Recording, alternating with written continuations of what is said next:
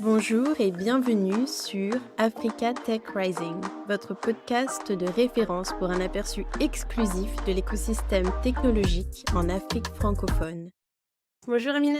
Bonjour Mélissa, Je suis vraiment super heureuse d'être avec toi aujourd'hui pour la prochaine heure dans ce podcast. Alors avant toute chose, est-ce que tu peux te présenter et nous parler de ton parcours? le plaisir est partagé déjà. Je suis super content qu'on puisse enfin tenir cette rencontre. Et je suis donc Aminata Saodogo et je suis juriste de formation. Je travaille aujourd'hui dans le droit des affaires et dans tout ce qui est droit du numérique dans ma cabinet de la place. Et je ne sais pas si c'est utile de le dire, qui s'appelle Carapace Stratégie et Conformité. Donc là où je suis, on propose beaucoup de services, de conseils juridiques, d'accompagnement. Mon travail au sein du cabinet, c'est justement d'accompagner les clients, que ce soit à la conformité ou dans la gestion de contentieux, principalement, ou des porteurs de projets qui arrivent et qui souhaitent se mettre en conformité ou être accompagnés dans le déroulement de leur projet. On fait beaucoup de choses et moi particulièrement, je suis attirée par toutes les questions qui sont reliées au numérique. Et on a beaucoup de clients qui sont dans ce secteur-là, dans le secteur des fintech, et cetera.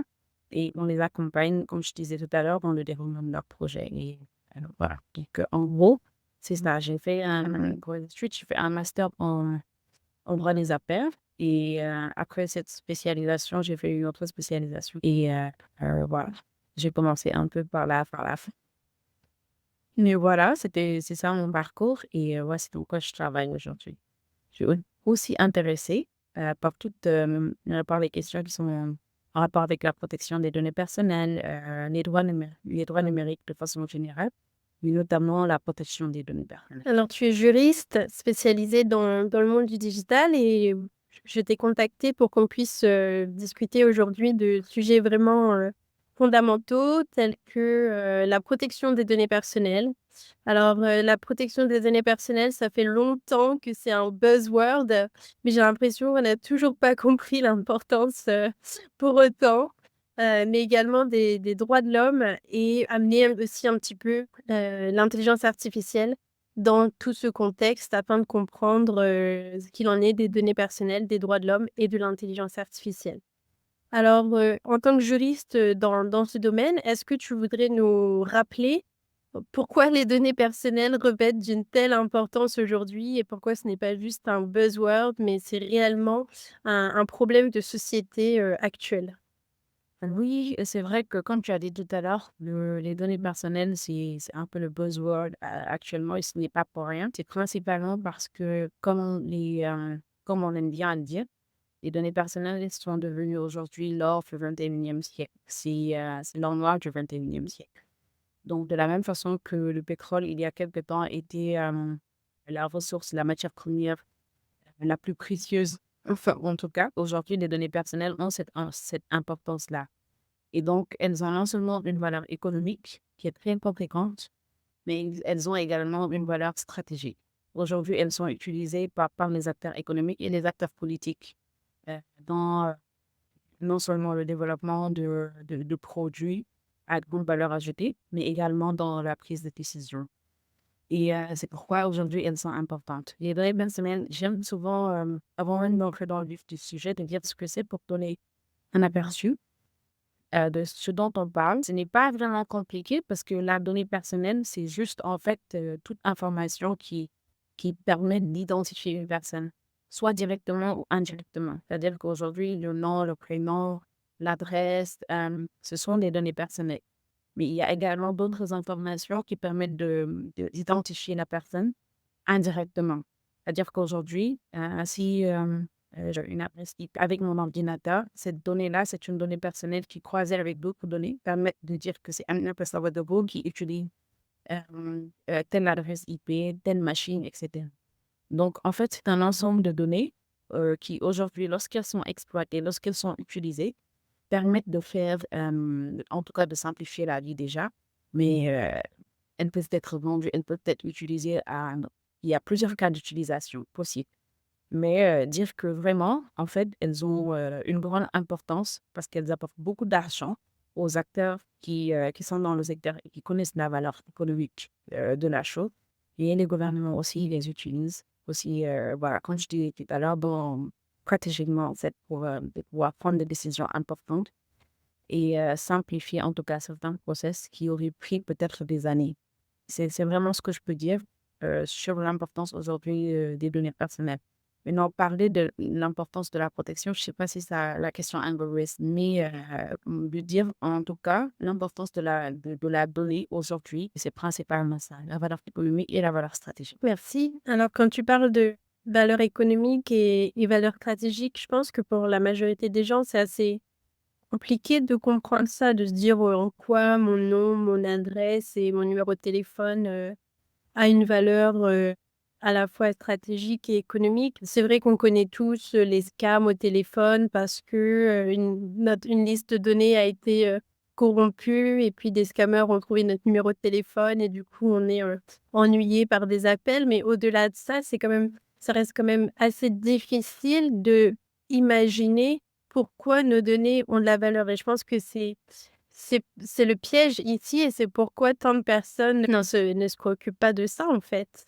Mais comme tu disais, c'est aussi parce qu'il y a des produits qui vont être développés, à partir de nos données personnelles, des produits qu'on va sûrement acheter, contribuer et donc du coup, oui, tout ça, c'est une valeur, économique. Pendant que tu parlais, je me suis rappelée d'un documentaire, je ne sais pas si tu l'as vu. Ça s'appelle, The Great Hack. C'est le documentaire sur, le scandale, Cambridge Analytica en Angleterre, sur, Facebook. Comment Facebook aurait influencé des élections présidentielles et donc c'est un excellent documentaire que je recommanderais, à tous les auditeurs et dans le documentaire, je crois qu'ils disent que Facebook, peut collecter jusqu'à 30 000 points de données, personnels sur une personne. Et le documentaire disait: «Est-ce que vous savez pour vous-même, si je te demande aujourd'hui, de me donner 30 000 caractéristiques, te concernant, est-ce que tu serais capable de m'en citer?» Tu serais peut-être capable de m'en citer 100 caractéristiques, que ce soit des caractéristiques physiques, intellectuelles, des préférences et cetera. Mais en milliers, en dizaines de milliers, ce serait impossible et pourtant ces plateformes sont capables de le faire. Est-ce que c'est pas absolument incroyable? Oui, c'est justement ça. Vraiment, en fait, c'est de dire qu'aujourd'hui, quand on parle de données personnelles, il ne s'agit pas juste nous, ce qu'on est directement capable d'appréhender. C'est, on va dire, le nom, le prénom, l'adresse. On va se demander naturellement, comme tu dis, en quoi ces données peuvent être importantes, voilà, et quelle valeur économique on peut leur conférer, etc. Mais c'est justement, en fait, lorsque tu parles, de toutes les types de tous les types de données, en fait, qui peuvent être collectées, croisées à ces données, c'est ça qui fait, en fait, la valeur, de cet ensemble de données-là. Et même, ces données prises à part, tu vas parler des scams aujourd'hui, ils ont juste besoin de connaître le nom, le prénom et étant donné les difficultés d'accès à l'information aujourd'hui qu'on connaît en Afrique, c'est pas aussi compliqué en fait d'arnaquer une personne et on n'a pas forcément besoin de techniques, super, on va dire super, expertes en fait pour arriver à ces fins. Et il y a ça, oui, il y a ça et il y a le fait également que toutes ces types de données-là collectées et croisées, interconnectées, acquièrent une grande valeur aujourd'hui pour les acteurs qui sont dans le numérique et qui sont dans le secteur et qui savent en fait, qui connaissent la valeur de la donnée.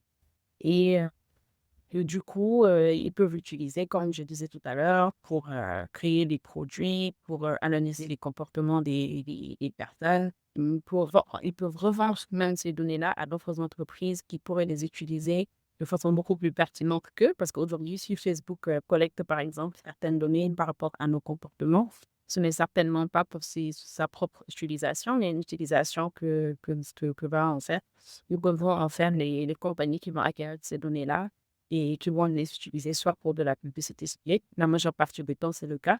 Mais aujourd'hui, on sait qu'il y a l'intelligence artificielle et que la publicité ciblée n'est plus uniquement pratiquement le seul cas d'usage de ces données-là. Et donc, ce n'est pas à négliger. Et C'est vraiment intéressant parce qu'on parle d'un concept assez simple, assez répandu et pourtant c'est grâce au fait, qu'on puisse en parler, par exemple, aujourd'hui, qu'on peut avoir une meilleure idée. Par exemple, tu me dis: «Le vrai danger, il vient dans le croisement des données personnelles». Il vient pas nécessairement d'avoir, ton nom, ton email, ton adresse d'un côté et d'avoir, ta couleur de cheveux, ta couleur de peau et tes préférences alimentaires d'un autre côté, mais vraiment du croisement de ces données personnelles qui va, au final, co la manière dont je le vois, ça va construire un espèce de profil, un personnage et plus on met de données dans ce profil et dans ces personnages, plus ça a de valeur puisque on vit dans une mmh, société où nous, les humains, on est en gros des portefeuilles, quoi. On travaille, on gagne de l'argent et le but de toutes ces entreprises, c'est de vider notre compte bancaire qu'on utilise, peu importe les abonnements à je ne sais quelle plateforme ou acheter je ne sais quel produit et cetera et cetera. Donc en fait, ils ont besoin de ce profil, qui nous concerne pour savoir quel produit je vais développer, prochainement. Que ce soit un produit, alimentaire, cosmétique, informatique, technologique, peu importe et ce qui me dérange le plus, en fait, c'est que au delà de ça, il y a cette notion où j'ai l'impression qu'on est utilisé, parce que quand ils construisent ces grosses, bases de données, avec notre profil, c'est un petit peu comme si, finalement, il y avait un non-respect de nos droits fondamentaux quelque part et on était exploités, voilà, c'est le mot dont je cherchais. On nous exploite pour faire de l'argent sur notre dos. Et donc quelque part, quelles sont les conséquences vraiment de manière concrète? Les conséquences directes quand une entreprise, exploite nos données personnelles? Est-ce que c'est juste une question du fait qu'on est exploité, qu'il y a une qu'on empiète sur notre vie privée? Quelles sont vraiment les conséquences pour nous personnellement de manière concrète? des conséquences, déjà lorsqu'on on parle d'exploitation de données, je veux dire que directement on voit les conséquences, qui sont négatives et bien sûr, peut-être dans le cadre de notre interview, on va dire que c'est vraiment plus ça le focus en fait des risques. Je ne À chaque fois, je prends le soin de dire que, il y a des conséquences positives et des conséquences négatives. Déjà, parce que ces données-là, lorsqu'elles sont exploitées, c'est vrai que, enfin, dans toute technologie qui voit le jour aujourd'hui, on peut voir du positif aussi du négatif. C'est-à-dire qu'aujourd'hui, on a créé la voiture. Voilà, on sait que c'est utile aujourd'hui, on en a plus besoin, on peut presque pas s'en passer aujourd'hui. Mais on sait quand même qu'il y avait des risques d'accident, et cetera. Et lorsque, justement, la voiture a été créée, à l'époque, c'est la question des risques s'est posée. Ce sont les mêmes questions qu'aujourd'hui on se pose avec, les évolutions technologiques qui arrivent. À chaque fois qu'il y a une nouvelle technologie qui arrive, on se pose la question, des conséquences positives et des conséquences négatives. L'idée est d'essayer un peu de trouver un équilibre.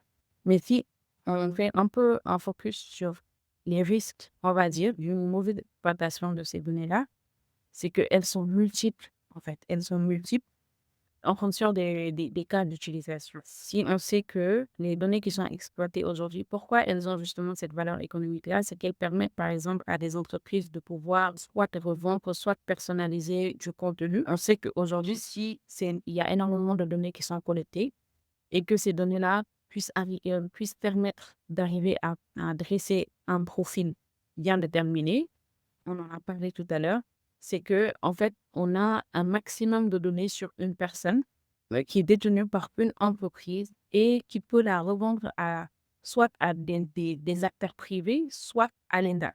Et ça, la conséquence directe, c'est que déjà, il y a un risque de surveillance accrue, un risque d'intrusion dans l'espace privé de la personne. On n'a aucune garantie qu'avec ces informations que la personne a, elle va respecter le cadre de notre vie privée ou ne pas revendre ces données-là à l'État, par exemple, qui va les utiliser, ou certains gouvernements, par exemple, qui sont très autoritaires et qui peuvent les utiliser pour accroître la surveillance des citoyens, par exemple.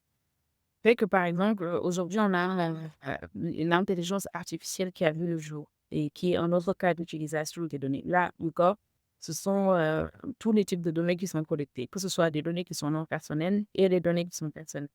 Et l'IA aujourd'hui a besoin de ces données-là pour pouvoir exister, pour pouvoir fonctionner. Mais les questions qu'on se pose derrière, c'est quels sont les risques de l'utilisation de ces données-là par l'IA? Et il y en a palette. Il y en a palette. Le premier risque, qui est la majeure partie du temps le plus identifié, c'est le risque de biais. En Afrique, on n'a pas l'habitude, enfin, en tout cas, il y a encore une énorme fracture numérique qui fait que on ne produit pas assez de données. Ouais. Et justement, ce manque de données-là, dans le développement des IA, ou en tout cas les acteurs aujourd'hui qui ont les moyens de développer ces IA-là, si elles n'intègrent pas les données qui sont relatives le risque après, c'est qu'il y a il y a forcément des biais. Et je pense que c'est sont données, par exemple, par ChatGPT, on peut tous le constater, plus un focus sur l'Europe que sur l'Afrique. Ça, déjà, même si ce ne sont pas directement des données personnelles, même si uniquement, enfin, on sait qu'ils collectent quand même des données personnelles, même s'ils disent le contraire, ou même si ce sont des données, il y a ce risque de biais. L'utilisation que aussi les acteurs peuvent en faire et qui peuvent être un risque sur la vie des personnes, c'est que déjà, tu vois, on a parlé du risque qui est relatif à la vie privée, à la violation de ce cadre intime-là qu'ils ont. On peut citer, comment dirais-je, les risques qui sont relatifs à la liberté d'expression. On va venir directement aux droits humains parce qu'ils sont les premiers impactés. C'est la liberté d'expression, la liberté d'information, parce que euh, avoir, comme l'exemple que je peux donner, c'est l'exemple de Facebook, par exemple, ou des réseaux sociaux de façon générale.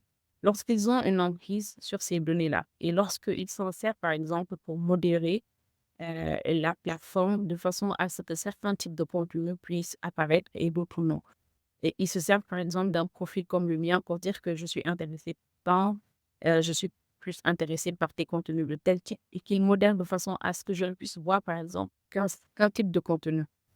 La conséquence ici, c'est que non seulement je n'ai pas accès à une information plurielle et diversifiée, donc c'est un droit ici et ce droit-là, il est directement rattaché à la liberté d'expression parce que la liberté d'information est directement rattachée à la liberté d'expression. C'est parce qu'on est informé qu'après on peut donner une opinion claire et qu'on peut s'exprimer librement également. Si on a des plateformes aujourd'hui qui font une modération on va dire, qui est basée sur une analyse, une violation, en tout cas dans l'analyse qu'il fait, ou une modération qui est basée sur une violation de la façon dont il traite les données. Voici un droit, par exemple, qui peut être violé et que je peux citer, à part la violation à la vie privée, qui est vraiment le premier droit menacé, les utilisations abusives que les acteurs peuvent. C'est vraiment intéressant ce que tu dis. Je prenais des notes parce que je m'étais jamais dit, en fait, que la liberté, d'information était aussi liée à la liberté d'expression et je pense qu'on a tous pu maintenant, expérimenter, ou compris du moins le fait que notre téléphone ou notre ordinateur, peu importe, est un reflet de notre, propre bulle. Si on prend, le téléphone, d'une amie, d'un membre de la famille ou de quelqu'un d'autre, c'est qu'on va sur, leurs réseaux sociaux ou sur, leur page, Google Actualités.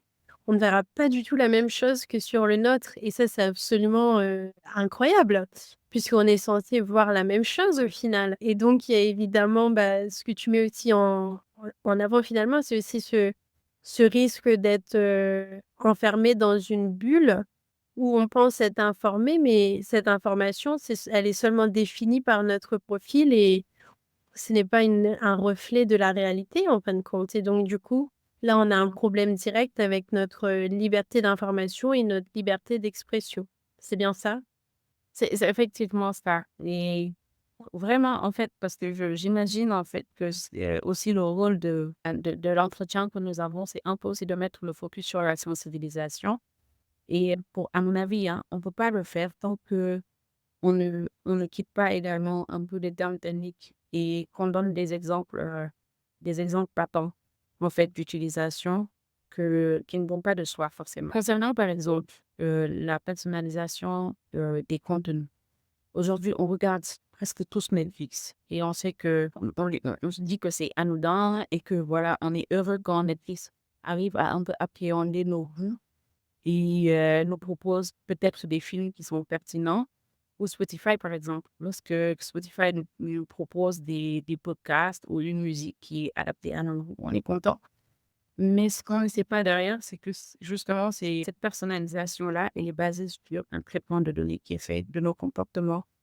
Et si Netflix décidait d'utiliser ces données à mauvaise escient, ce qu'il pourrait faire, c'est de dire que, par exemple, cette semaine-ci, Aminata, elle a regardé 5 films qui parlent on va dire, de déception amoureuse, par exemple, ou bien à écouter sur Spotify de la musique anodainement sur la barre de recherche, musique triste après rupture, par exemple.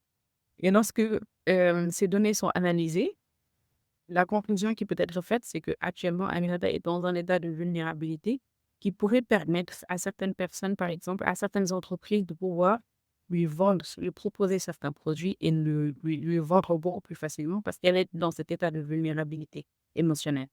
Et donc, ce ne sont pas des données comme ça, ce sont des données très sensibles, alors pas sensibles au sens vrai du terme, mais sensibles dans la mesure où on ne sait même pas la portée, en fait, des informations qu'on donne. Juste le simple fait de taper sur une barre de recherche, certains mots donnent des informations sur notre personnalité. Juste le fait de cliquer sur certains films, de regarder une certaine catégorie de films, d'écouter une certaine catégorie de musique, donne des informations sur nous. Et ce sont des données qui sont analysées et qui peuvent être vendues à d'autres entreprises. Aujourd'hui, Netflix, ce qu'ils vont faire, c'est un peu personnaliser le contenu.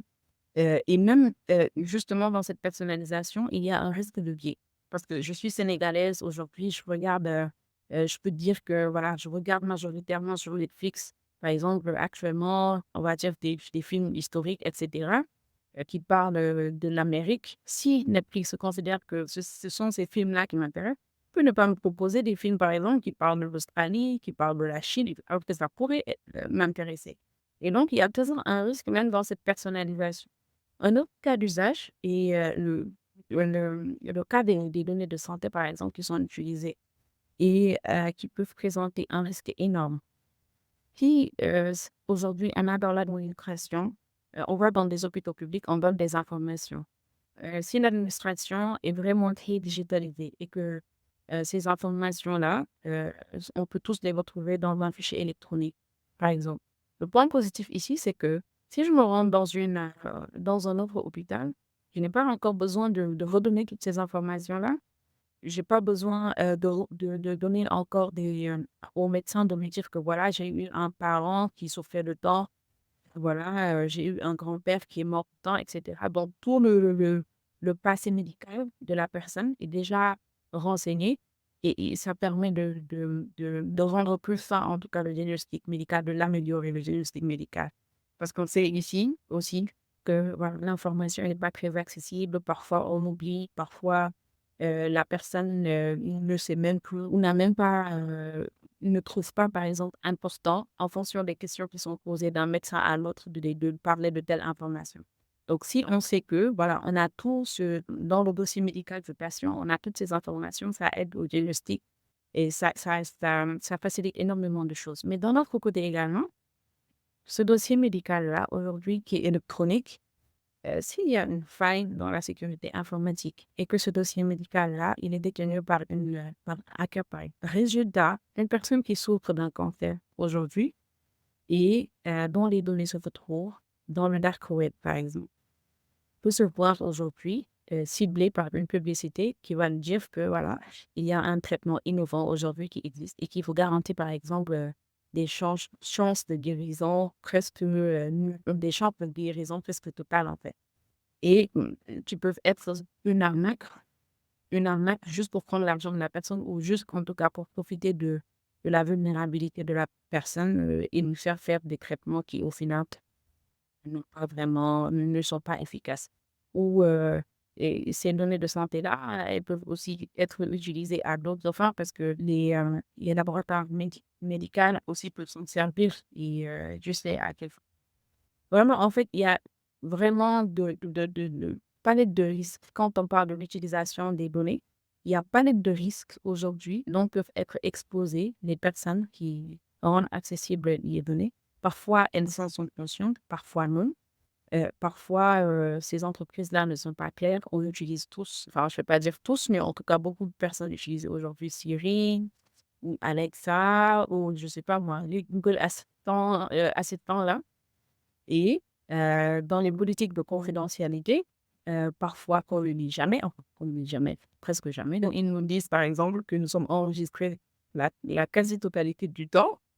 C'est-à-dire, ils rendent pas vraiment flou de façon à ce que tu ne comprennes pas vraiment, même s'ils doivent tout à fait. Et ici, par exemple, le risque, ce serait que justement, lorsque je suis enregistrée la majeure partie du temps, surtout dans les gouvernements autoritaires, je me lève un beau jour et puis je vois la police qui débarque chez moi. Pourquoi? Et je ne comprends pas pourquoi. Pas parce que forcément j'ai été mise sur écoute, mais peut-être parce que l'entreprise qui a proposé l'application que j'ai téléchargée et qui m'a mise sur écoute a vendu ces données-là au gouvernement du pays en question. Et ça, voilà, on se lève et un bon matin, on se dit, voilà, j'ai parlé hier de livres que je voulais acheter. Aujourd'hui, je me retrouve avec une publicité. Je me réveille le matin, je me retrouve avec une publicité sur Internet qui me parle de ce même livre-là. C'est extraordinaire, etc. Alors que non, c'est juste des applications qui sont installées sur ton téléphone et qui ont entendu que tu avais besoin de tel produit et qui t'ont proposé, qui ont vendu la donnée. Et voilà, ce produit-là, Amazon te le propose comme ça. Et c'est ce qui se passe tous les jours. Ça me rappelle, une image, tu sais, comique, marrante, je crois qu'ils appellent ça un meme en anglais, que j'ai vu sur internet et c'est du genre, c'est une petite fille et elle a 2 armes à la main, une de chaque côté et c'est quand, ton téléphone te propose quelque chose que tu avais seulement dans la tête. Comme tu sais, tu l'as même pas encore dit à voix haute, mais que le téléphone te propose déjà de l'acheter ou il te parle du sujet alors que tu l'avais seulement dans ta tête. Parfois, Mélissa, on peut avoir quelque chose dans la tête, soit on le dit, soit à travers le comportement qu'on a, on sait qu'on a besoin de ce produit. C'est-à-dire, tu as ton téléphone, certes, tu n'as pas dit que tu veux un produit, mais tu as dit des choses qui ont amené une certaine application qui est sur ton téléphone à analyser en fait ce que tu dis et te proposer une solution. Ou tu as cliqué sur des pages, par exemple, on va donner un exemple très simple, tu es en rupture amoureuse. Et là, tu cliques, ou en tout cas, tu as des problèmes avec ton amoureux aujourd'hui, tu vas sur Google, tu fais tes recherches, etc. Tu tapes tout ce que tu veux et ensuite tu reviens, tu ressors de Google et tu vois quelque part qu'on te propose du chocolat ou de la glace. Alors là, qu'est-ce qui a été analysé? Qu'est-ce qui a été analysé? C'est ton comportement que tu n'as pas dit, mais tu l'as montré en fait. Et, et même si tu l'avais juste dans ta tête, tu l'as montré avec l'utilisation que tu as fait du gadget que tu avais entre tes mains. Et parfois, il suffit juste de ça pour analyser le comportement et proposer le produit. Je trouvais ça vraiment, Mhm. fascinant. C'est pour moi, ça me fascine. Je travaille dans les technologies, tu travailles dans les technologies et pourtant la profondeur à laquelle, ces sujets vont, c'est absolument incroyable. À la fois, comme tu disais, dans le conditionnement, de la personne dans sa bulle, par rapport au contenu, qu'il voit et comment on est informé. Et en même temps, comment on a un produit, pour les entreprises qui ont un seul but en fait, c'est d'avoir notre attention et de nous vendre quelque chose. Et ça, c'est vraiment, absolument fascinant et je pense que même si beaucoup d'entre nous sommes au courant, on n'a pas forcément fait ce travail de conscience, de réellement se rendre compte des vrais dangers, auxquels, nous faisons face. Alors je voudrais revenir un petit peu sur, le point principal, le point du début. Sur justement, la protection des données personnelles. Toi, en tant que juriste, de quelle loi ou réglementation es-tu au courant, dans le monde ou sur le continent africain ou en Europe, qui ont été mis en place justement pour protéger, ces données personnelles? Déjà, pour commencer, au niveau international, il y a une convention qu'on appelle la Convention 108. Et c'est une convention qui a été proposée par le Conseil de l'Europe, mais qui est ouverte aux autres États qui ne font pas forcément partie de l'Union européenne. Alors, c'est une convention qui a été ratifiée par certains pays africains, comme l'île Maurice ou le Sénégal. Le Sénégal fait partie d'ailleurs des premiers à l'avoir ratifiée. Et cette convention-là, elle régit en fait tout ce qui est protection des données personnelles.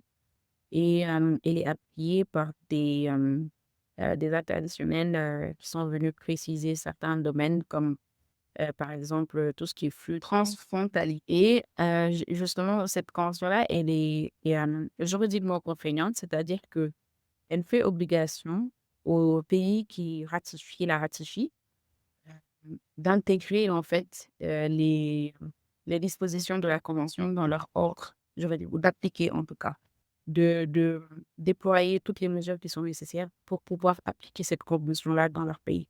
Donc, si dans cette convention, par exemple, il est prévu la création d'une autorité de protection des données personnelles avec certaines attributions et certaines caractéristiques, il faut que ce pays-là puisse créer en fait cette autorité. Et s'il faut également, s'il est assigné au pays signataire de la convention de, de voter une loi qui va régir la protection des données personnelles, ces pays sont obligés également de le faire. Et oui, c'est pourquoi elle est quand même très importante, et surtout pour la dimension contraignante de la chose. À côté également, il y a, si on descend un peu au niveau communautaire, on a en Afrique la Convention de Malabo qui a été, adoptée, qui a été signée en tout cas par les États, adoptée, surtout on va dire, parce qu'elle peut être signée à différents moments en fonction des États. Mais elle a été adoptée en tout cas en 2014. Mais elle n'est entrée en vigueur que l'année dernière, en 2023, parce qu'il y avait une condition en fait de son application qui voulait que l'instrument puisse entrer en vigueur lorsque le 15e État africain ratifierait la convention. Donc, ce n'est que l'année dernière que cette convention-là est entrée en vigueur. Donc, 9 ans après, on se doute bien que voilà, il y a énormément de choses qui ont évolué, qui ont changé et que donc cette convention-là est quelque peu obsolète, mais elle existe et elle pose un cadre, en tout cas, de protection des données personnelles parce qu'au même titre que la Convention 108, la Convention de Malabo est également contraignante pour les États. Et d'ailleurs, c'est la première base juridique qu'ils utilisent puisque elle a été proposée dans le cadre de l'Union africaine et la majeure partie des États africains font partie de l'Union africaine. Donc, elle est d'autant plus légitime encore et elle est posée comme la première base légale de la protection des données personnelles en Afrique.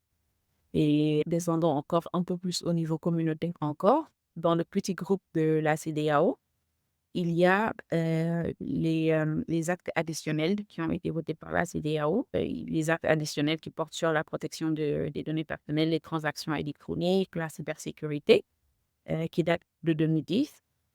Et à côté, enfin, on a les législations nationales, comme celle du Sénégal, par exemple, avec une loi sur la protection des données personnelles qui date de 2008, donc votée depuis 2008, et d'autres lois comme celle sur la cybersécurité, les télécommunications électroniques, les transactions électroniques, etc.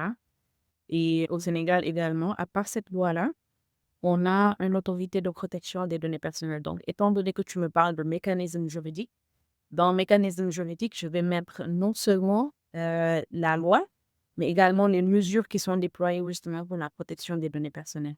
Et au niveau national, et comme d'ailleurs c'est le cas pour beaucoup de pays qui se sont déjà inscrits dans cette perspective de protéger les données personnelles, on a une loi qui est là et on a une autorité de protection. Non seulement à côté de tous les textes normatifs qui existent au niveau international, tout ce qui est traité, au niveau national, il y a les lois, mais il y a aussi des autorités qui sont créées. Maintenant, ces autorités-là, il y a les conventions comme justement la Convention de Malabo, mais aussi au niveau national, il y a la loi qui va déterminer en fait les caractéristiques de cette autorité. Il doit être indépendant, il doit être autonome financièrement. Il y en a même qui vont dire que ça doit forcément être une autorité administrative indépendante, etc. En tout cas, ou donner les caractéristiques qu'il faut vraiment pour que cette autorité-là puisse fonctionner efficacement.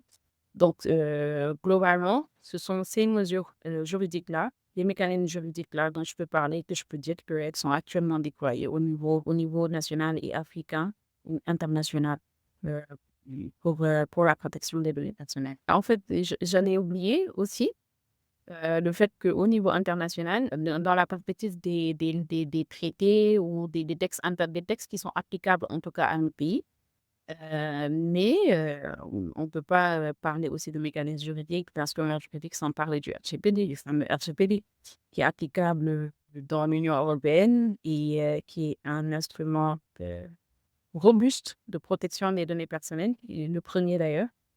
Et quand même et dont se sont inspirés, pas mal de pays dans la construction de leur arsenal juridique pour la protection des données personnelles. Et à certains égards, ils peuvent être applicables également dans notre pays, si par exemple, il y a des responsables de traitement qui acceptent des données personnelles de citoyens européens. Donc on est obligé de s'y référer parfois, donc je pense que c'est aussi important d'en parler. Alors, j'ai plusieurs questions pour revenir, sur, ton point.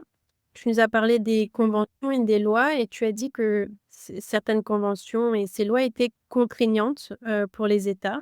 La première question, ce serait de quelle manière, en fait, c'est contraignant?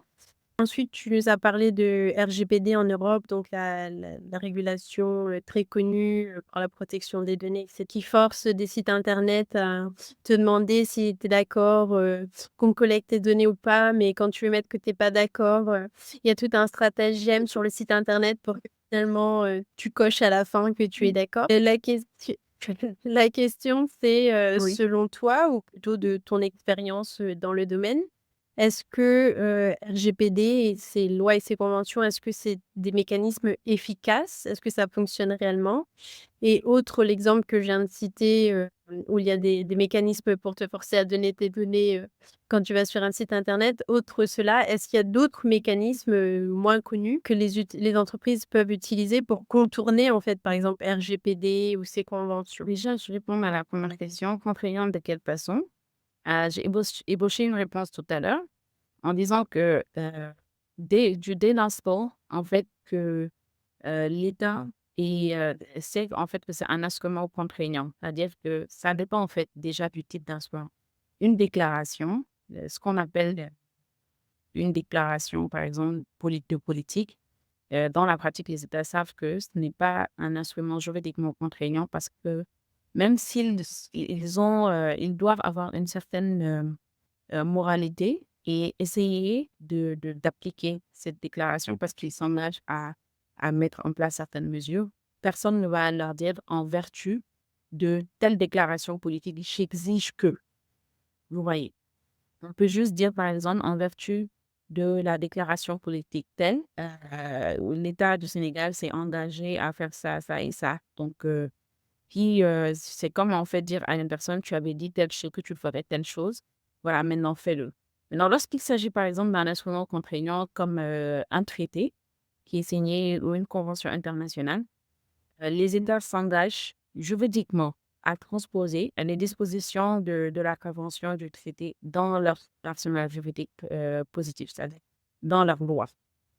Si comme je dis, j'ai donné l'exemple tout à l'heure de l'autorité de protection des données personnelles parce que on ne peut pas faire de la protection des données personnelles sans pour autant créer une autorité qui sera derrière pour contrôler si effectivement les entreprises, par exemple, respectent la protection des données personnelles et implémentent dans leur politique interne. Donc, la création d'une autorité de protection est quasiment l'une des premières mesures à prendre.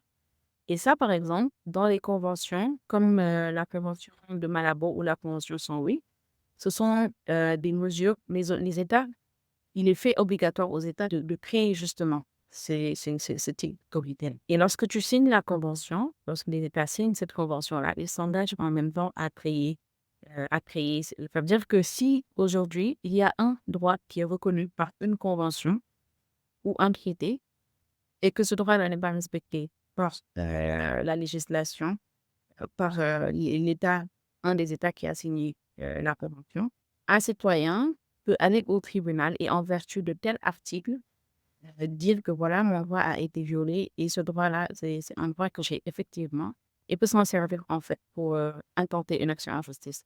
C'est ça la différence. C'est-à-dire que lorsque on signe la convention, on est juridiquement obligé non seulement de transposer ces dispositions dans nos lois, mais également les citoyens aussi bénéficient des droits, en fait, qui sont contenus dans ces De traités. la manière dont tu as expliqué, les conventions, c'est pour, contraindre l'État à mettre en place des entités qui vont venir contrôler, hein, si je comprends bien, que les données personnelles sont bien respectées, à travers les entreprises.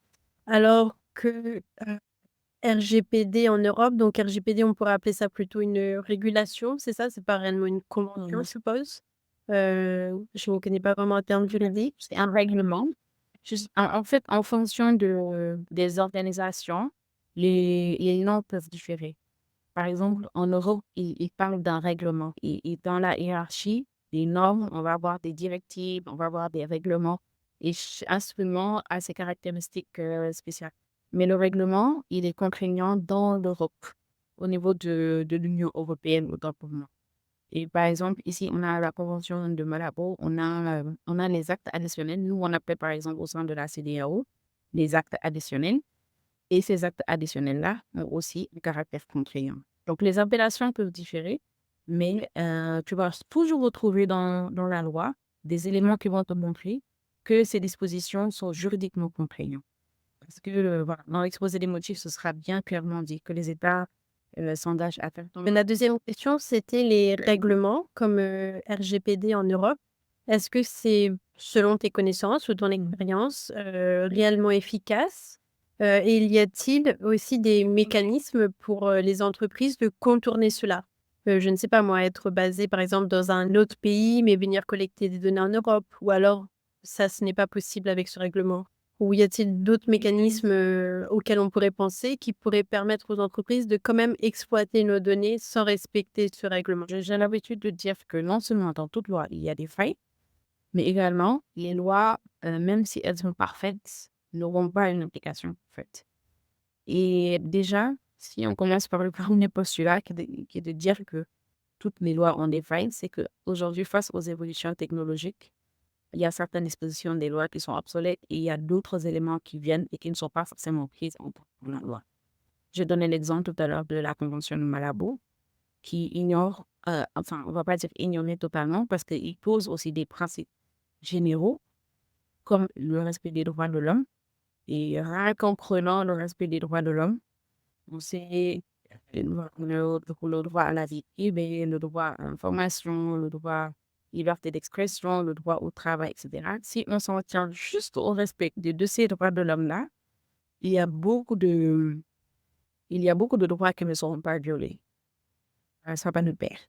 Mais quand même, il y a certaines précisions qui sont nécessaires, qu'il est nécessaire de faire dans ces lois et parfois qui ne sont pas faites parce que ces lois ont été prises à des moments où les évolutions technologiques là n'existaient pas encore, comme l'IA par exemple, ou même utiliser les nouvelles utilisations des données qui sont faites aujourd'hui. Et à ce titre-là, j'ai dit que la Convention de Malabo, par exemple, ne parlait pas de tout ce qui est intelligence artificielle. Déjà, quand on parle d'intelligence artificielle, il faudrait la définir, dire c'est quoi l'intelligence artificielle pour que ceux qui appliquent la loi puissent savoir qu'est-ce qui entre en compte et qu'est-ce qui n'entre pas en compte.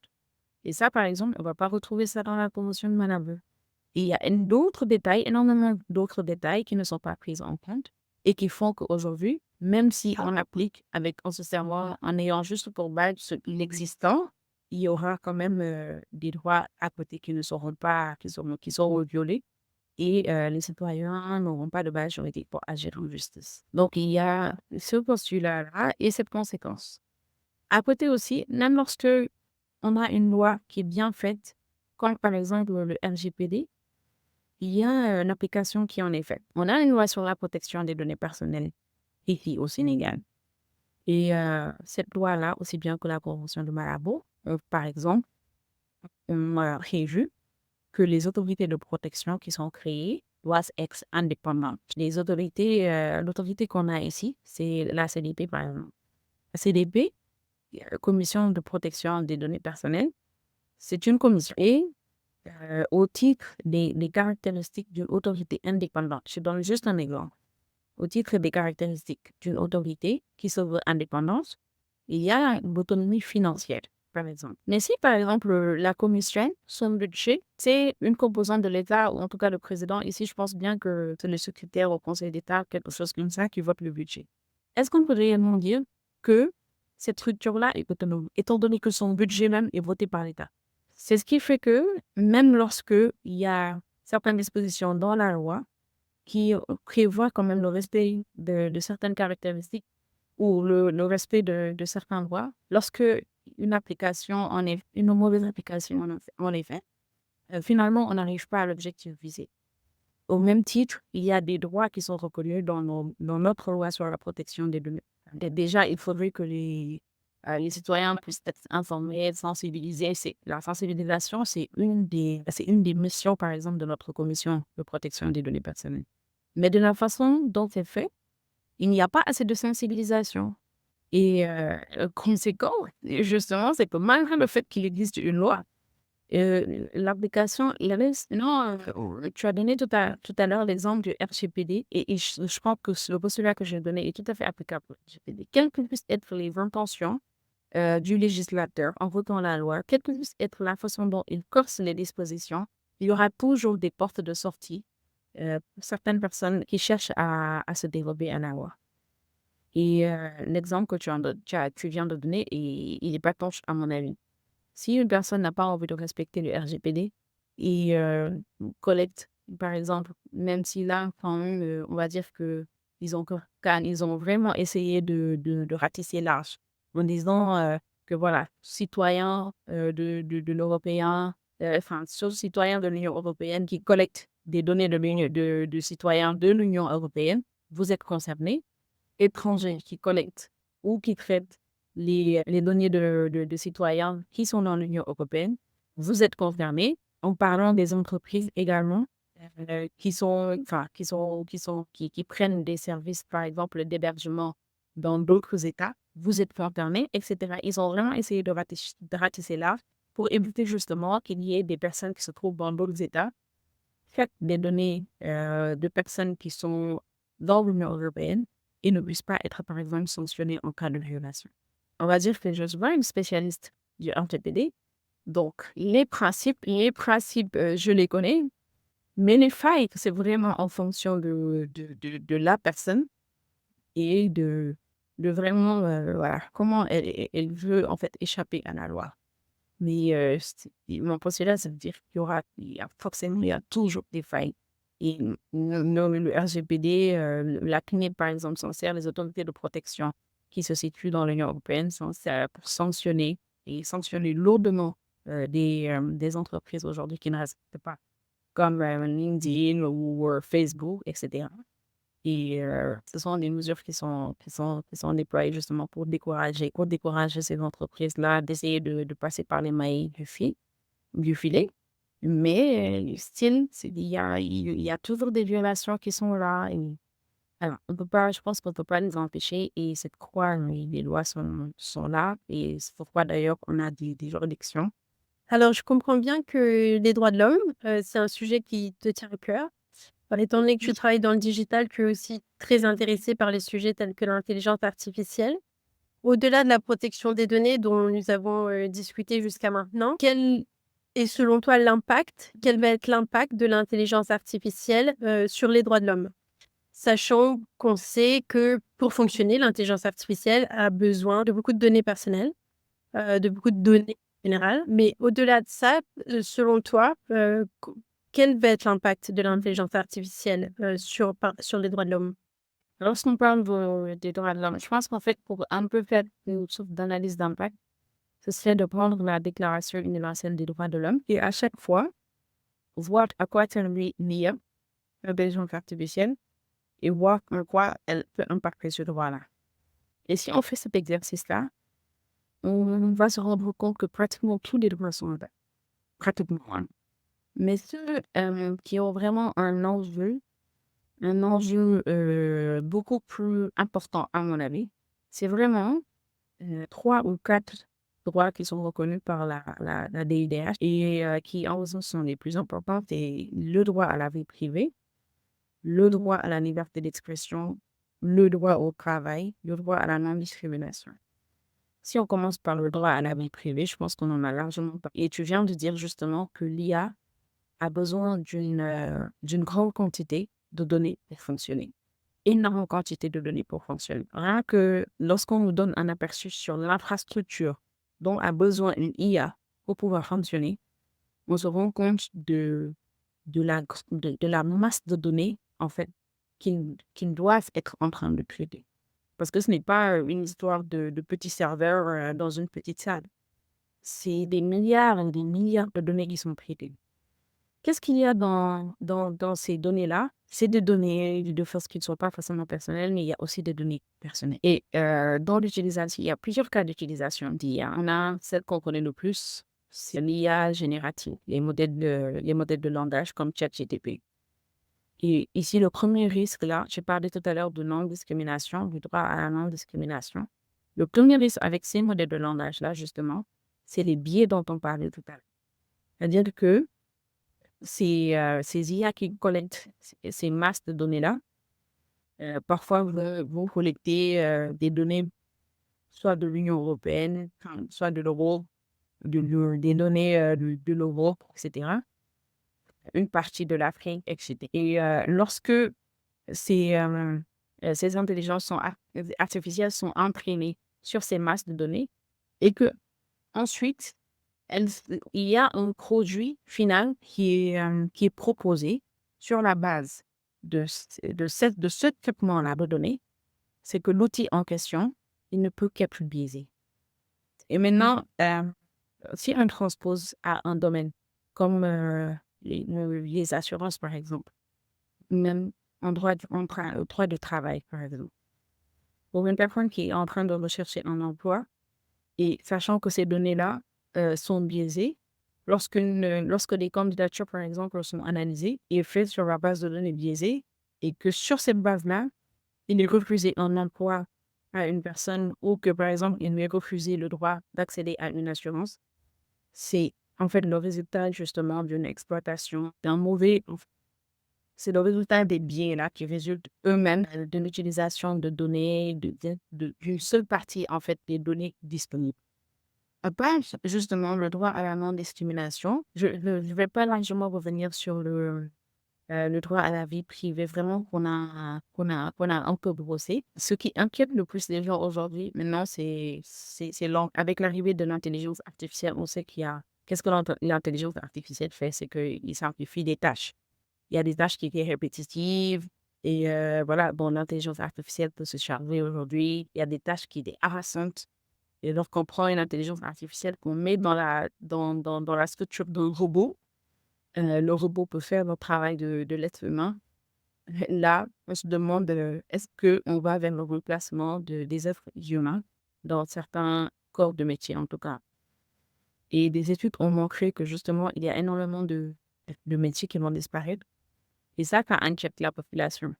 Et le droit au travail, justement, il a été reconnu par la DUDH justement pour éviter ce cas de figure où il y a des personnes qui ne puissent pas avoir accès à l'emploi pour une raison ou pour une autre. Donc, ici, ce qu'il faut qu'on fasse, c'est qu'on essaie de trouver une sorte d'équilibre.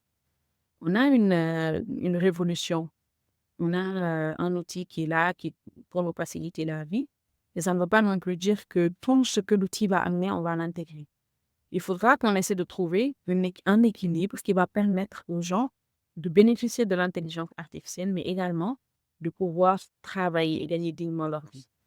Et je pense que c'est un des droits les plus impactés par l'utilisation ou par l'émergence des IA. Tout à l'heure, on parlait de liberté d'expression et ce sont les algorithmes aujourd'hui qui sont utilisés par les plateformes comme LinkedIn ou les réseaux sociaux de façon générale et qui permettent de modérer certains contenus qui, on le sait, ont permis à des régimes autoritaires aujourd'hui de pouvoir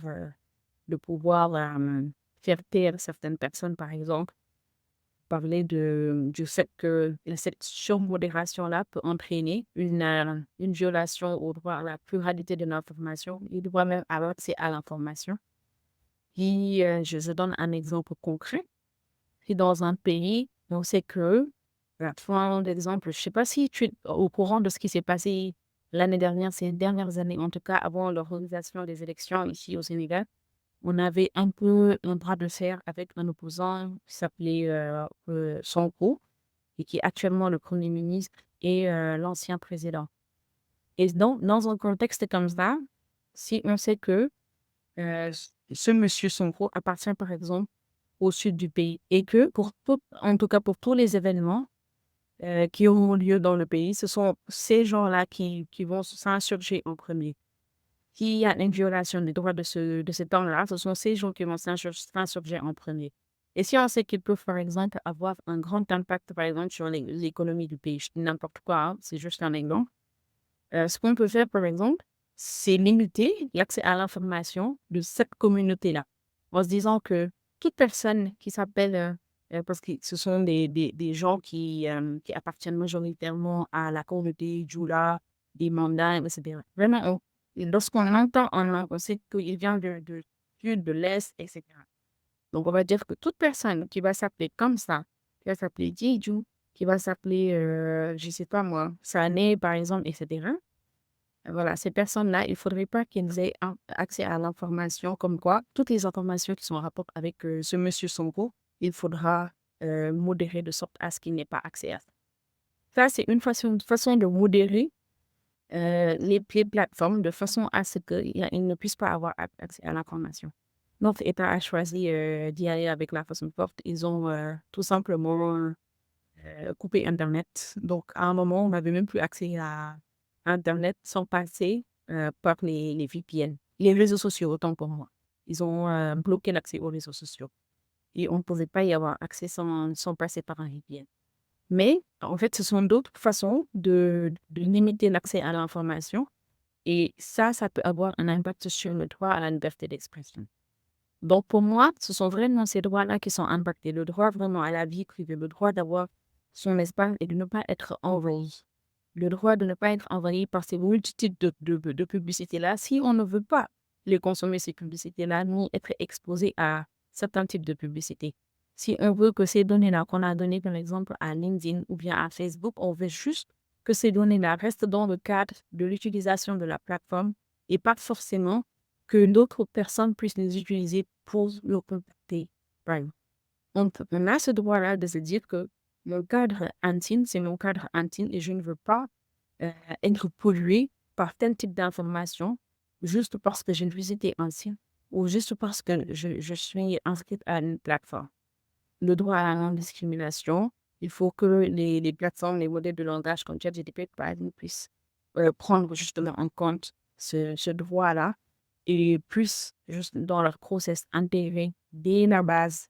Et c'est ce qu'on appelle vraiment, on va dire, dans le domaine de la protection des données personnelles, le fait d'intégrer déjà dans la création, dans le processus de création de l'outil, la protection des données personnelles, on l'appelle le privacy by design. Et on va dire que c'est ce by design-là qu'il faut transposer aux outils d'IA et dire que dès la base, il faudrait intégrer dans la réflexion et dans la création de l'outil la protection des droits de l'homme.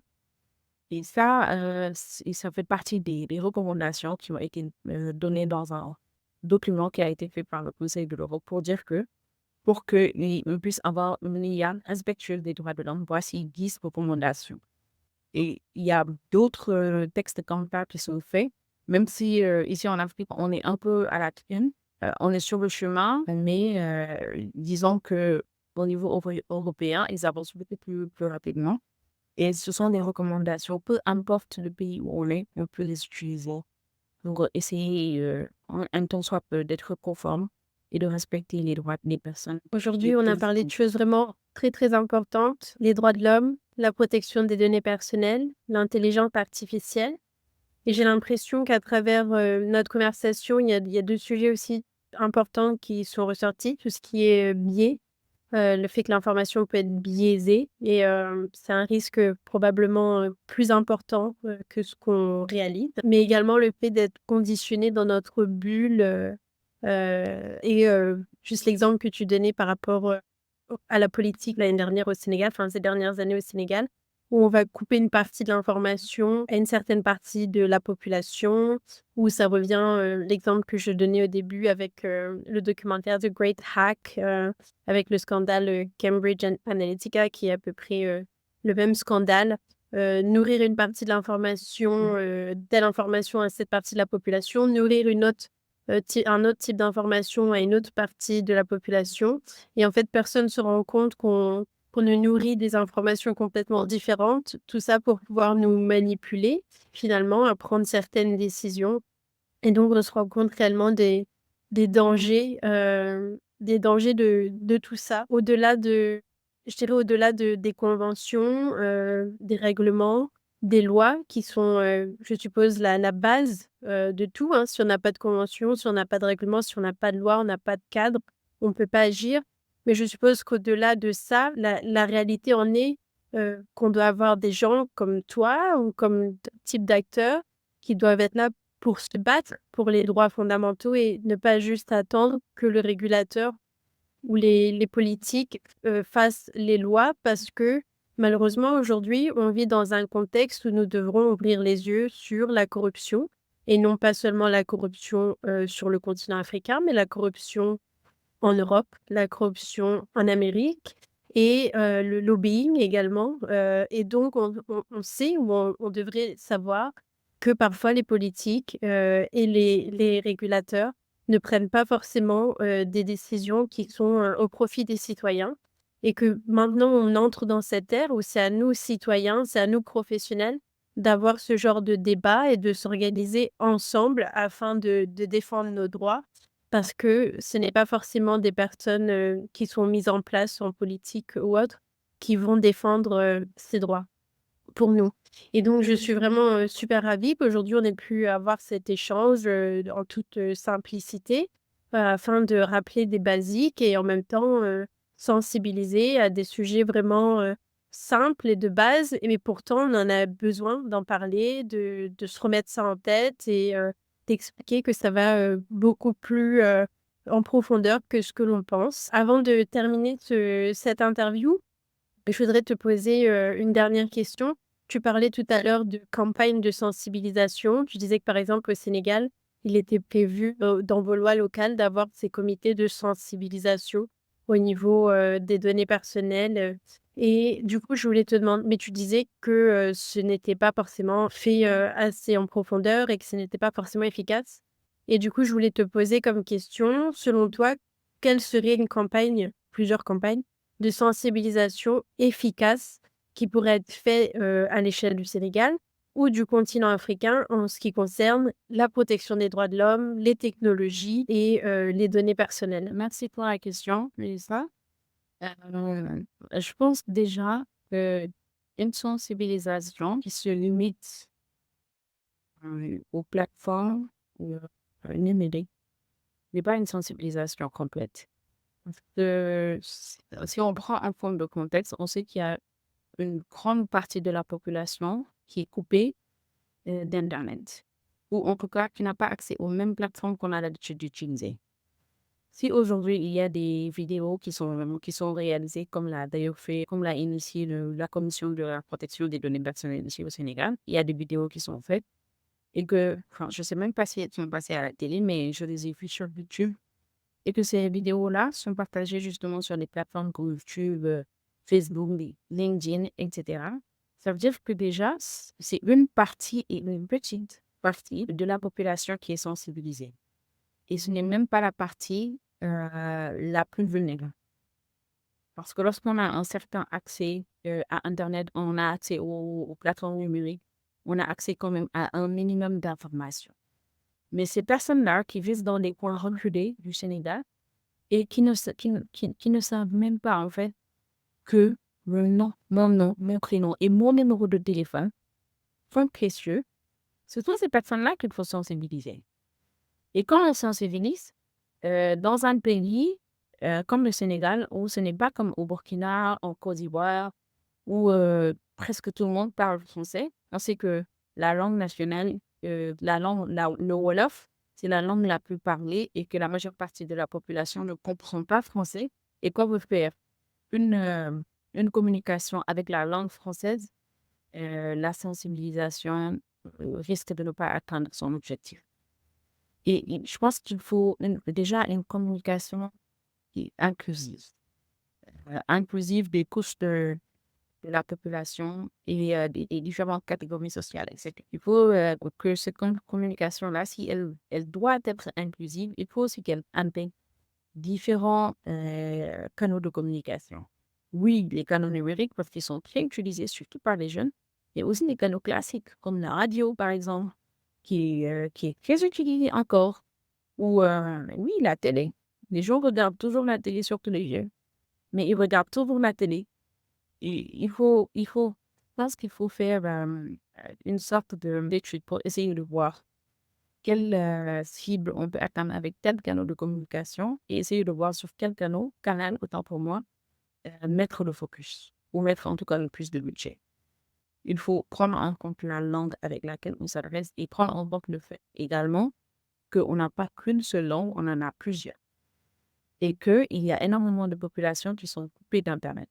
Et en plus, je pense que aussi c'est très important, très très important, de revenir à la base et de sensibiliser, et de commencer la sensibilisation par les tout petits. Ce sont eux qui, la majeure partie du temps, dans nos maisons, montrent même comment on utilise en fait certains gadgets aux parents.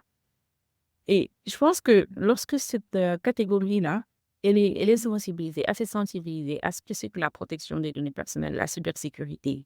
Pourquoi est-ce que je dois protéger mes données? C'est quoi des données? Pourquoi est-ce que je ne dois pas entrer mes données dans toutes les plateformes aussi facilement? Pourquoi est-ce que dois prendre parfois le temps de lire des politiques de confidentialité pour essayer de comprendre ce qui est fait de mes données? Pourquoi je ne dois pas télécharger n'importe quelle application sur mon téléphone même si parfois, c'est agréable d'avoir certaines fonctionnalités. Pourquoi je ne dois pas cliquer sur certains liens? Et cetera, et cetera, et cetera. À mon avis, en fait, déjà, c'est à ce niveau-là qu'il faut commencer la sensibilisation. On est plus jeune. En organisant peut-être même des ateliers avec les écoles publiques. Ou carrément même faire un programme de sensibilisation qui soit destiné juste aux établissements moyens, primaires, même primaires, moyens, secondaires, pour essayer de vraiment en faire des relais de communication. Ensuite, ça, c'était vraiment la chose par laquelle je devais commencer, avant même d'aller vers la communication inclusive des couches, des catégories, inclusive de la langue, etc. Et vraiment, je pense que ça, ce n'est pas, c'est pas, même si c'est inclus dans les missions de nos autorités, de certaines de nos autorités, en tout cas, ici de la CDP, quelle que puisse être vraiment notre volonté, si l'autorité en question n'est pas dotée de moyens suffisants pour le faire, on va vouloir et ne pourra pas le faire. Et ici, on a un énorme problème de budget. Justement, notre autorité a un problème de budget qui l'empêche de pouvoir parfois bien contrôler, bien sanctionner. Parce que pour sanctionner, il faut enquêter. Et pour enquêter, il faut des bras. Donc, le problème-là, il est pas, je pense que c'est le premier problème. C'est le problème de budget. Et pour sensibiliser également, il faut des moyens. Il faut beaucoup de moyens. Et ça, c'est une condition aussi à une sensibilisation. Vraiment, vraiment inclusive, vraiment efficace, importante et tout ce qu'on veut. Aussi, ici au Sénégal, on a l'avantage du simple. Peut-être que c'est partout dans le monde, hein, mais on a des influenceurs qui sont là et qui vraiment arrivent à établir une certaine communication. Il y a un type d'influenceur qu'on retrouve sur les réseaux sociaux. Et il y a un type d'influenceur qu'on retrouve sur la télé et la radio.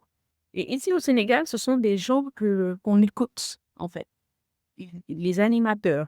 Je parle des animateurs qui aujourd'hui sont considérés comme des influenceurs. Je pense qu'ils devraient eux aussi être captés pour être des ambassadeurs de ce genre de cause.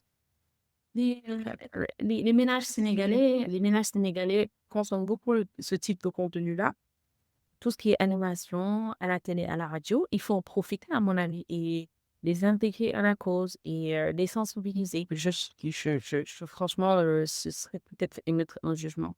Mais je suis prête à parier que la majeure partie des animateurs qui sont aujourd'hui sur les plateaux télé, etc., ne sont pas assez sensibilisés à la protection des données personnelles. Donc, je pense que c'est par eux qu'il faudrait qu'on en fait et en faire des relais, des ambassadeurs pour pouvoir atteindre une plus large audience et beaucoup plus facilement parce que eux, ils font la sensibilisation plus facilement et facile.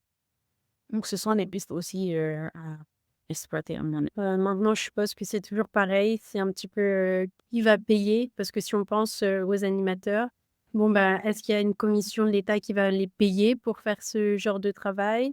Ou est-ce que c'est des entreprises, disons, qui n'ont pas nos intérêts à cœur, qui vont les payer pour dire autre chose?